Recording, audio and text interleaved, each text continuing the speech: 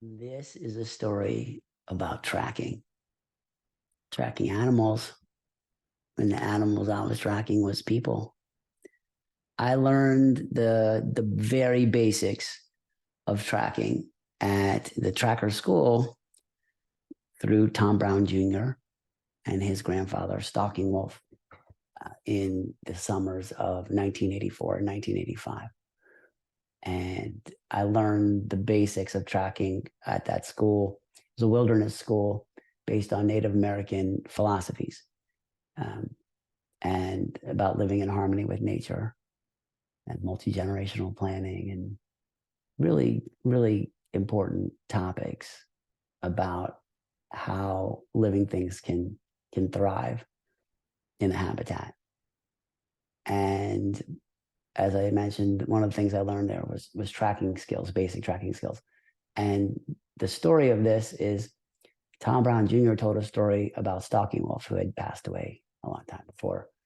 And Stalking Wolf told him this story, and Tom Brown had seen this, is that Stalking Wolf could outrun a deer.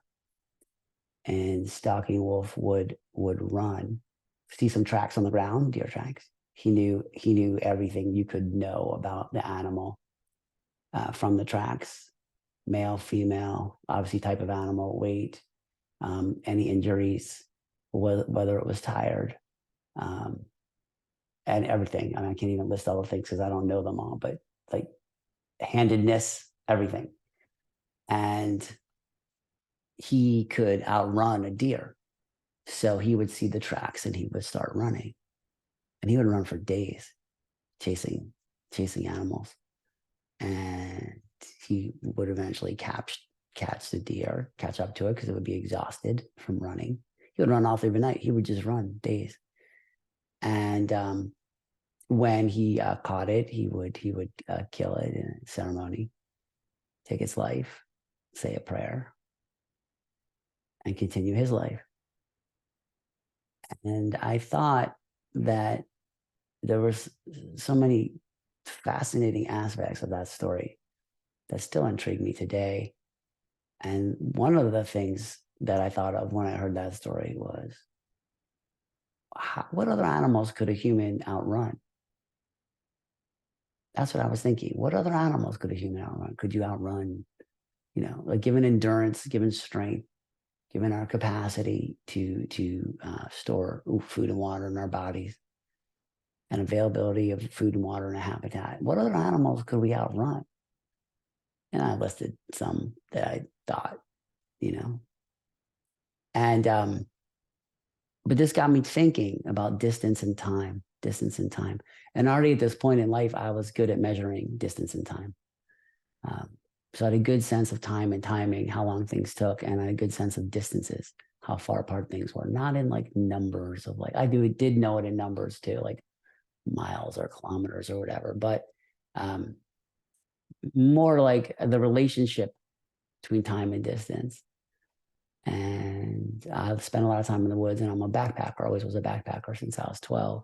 So I know about distance and time and carrying capacity and resource availability, water, food, whatever, shelter. So I was thinking about these things before this school, but then I was really thinking like the details of it, like what other animals could you outrun and stuff. And it was a year later. I was at the beach. This was 1986, and the beach near where I live is about 3 hours away. It's called Ocean City, Maryland. And I was at the beach with my family, and I carried out a bunch of stuff to the beach, and I was setting up the chairs and stuff for everybody else to get out there. And I was just looking around at the tracks in the sand, and I was looking around at the people that were around me, and I was trying to go backwards from their tracks, from the people through the tracks all the way through to where they were. I could see who was left-handed and right-handed in the tracks, because people tend to carry things in their predominant hand, and things that people bring to the beach are heavy, and it's easy to see tracks in the sand. So it was like it was easy to see the different depths of the footprints left and right. and come up with an assessment of who was right-handed and who was left-handed. I was never very good at this. This takes a tremendous amount of practice. I had a tracking box that I made, which is like a little sandbox, but I didn't practice with it enough to be good at this. This is like a real skill, a skill of observation. And something I might pick up later in life. And so I was looking at these tracks in the sand, and just thinking about people and who the people were around me, different ages, different body types, men, women, children, dogs, even different things around me. And I started thinking about the map of the world, the people who lay out the maps, who are the people that design the roads, who are the people that design the communication infrastructure and architectures, who design the food delivery mechanisms, the people that design the arch, okay, that can build over, a river and be more efficient because time is honey. And if you can go in a straight line, it's better. Those people, the people that lay it out. And I was thinking, if I was one of those people and I was laying out the map of the world, and I was laying out an information architecture in the world, which was a way to pass notes, okay, store and forward, later became the internet, but basically having a note that a runner carries to a spot and then takes a rest while another runner picks it up and runs in another direction or the same direction and moves that information around an empire. This is what I was thinking about on the beach. And I thought there would be a constraint of distance and time. And the distance, the optimal, I was thinking like, what would be the optimal distance? And the first thing I think of is, what is the animal that is carrying this message? And it was a human. And then I was thinking, well, what is the optimal human to deploy on this task of moving messages around? And it's a 16-year-old boy, which is how old I was at the time. Because a 16-year-old boy is usually too young to fight in a war, and also is usually not hadn't reproduced yet in these societies, and was usually fast, had a tremendous amount of endurance, and could operate on less food.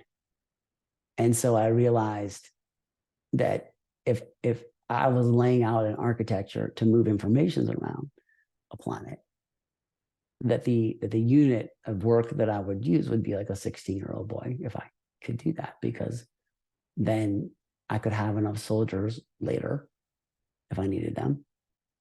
And also people could be reproducing, which expands the empire.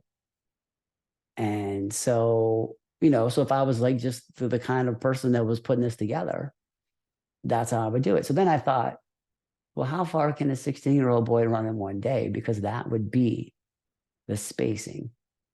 That would be the maximum spacing between everything that I would ever see on the planet Earth that was designed this way. Is that if you're laying out a new empire, people need to sleep.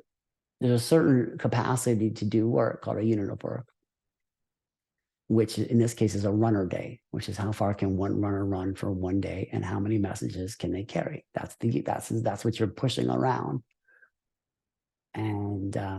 And so I thought, so I did an experiment. I ran.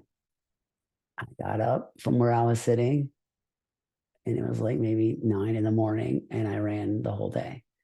Not the whole day. I ran 15 miles, which is something that's not hard to do when you're 16, hard to do now. And I just ran, in one direction till I got tired and ran the other way. And I figured if I was running for my life, that I could run 45 miles on the sand. If I was running for my life, if I had to do it, like in one full day of the summer. And I'm sure people can run more than that. And that's what I thought I could do. So I knew that in the architecture of the world, that the distance between the shelters where these runners rested was always going to be less than 45 miles. Adjusted because that was at the beach where it was flat. So adjusted for altitude, elevation, temperature, water availability, food availability. if the best case scenario was a flat beach with plenty of water, and I could do 45 miles by provisioning with water as I went, water fountains and stuff, that would be the maximum distance. And I've seen that all over the world, all over the world. This distance is the maximum distance between the shelters where these runners slept. And I came up with this idea from looking at tracks in the sand. And I guess in a practical sense, in terms of business, this is related to the unit of work that an employee can do in one day. How much work can somebody do at a particular process in one day? How many phone calls can one salesperson make? How many pay-per-click ads can a marketing person verify? How many jobs can a person do physically with their bodies and still stay healthy? So this was a really good observation.